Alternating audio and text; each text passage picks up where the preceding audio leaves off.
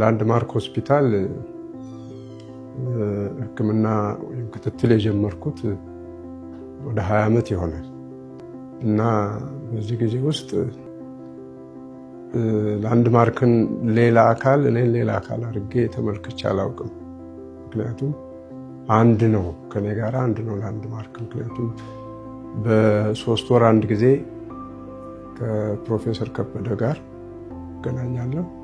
በ6 ወር አንድ ጊዜ ደግሞ ሙሉ ላቦራቶሪ ወስዳለሁ። ስለዚህ ሞሮሌስ ቤቴ ነው ማለት ነው። በዚህ ጊዜ በመመላለስበት ጊዜ እንግዲህ ከሴኩሪቲ ሰራተኞች ጀምሮ በየደረጃው ያሉት እኔ የማገኛቸው ሁሉ ያላቸው ዲሲፕሊን የሚጠራህ እንጂ የሚገፋህ አልነበረም እና ስለዚህ ደስ ብሎኝ እገባለሁ። በየደረጃው በምገባበት ክላሱ ደግሞ ያሉት ባለሙያዎች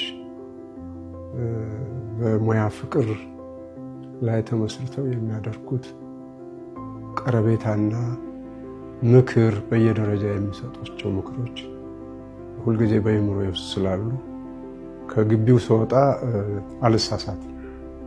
ለዚህም ነው እስካሁን ድረስ ያቆየኝ። ፕሮፌሰር ከበደም ቢሆን በምገባበት ጊዜ ቅድሚያ ምክር ነው እና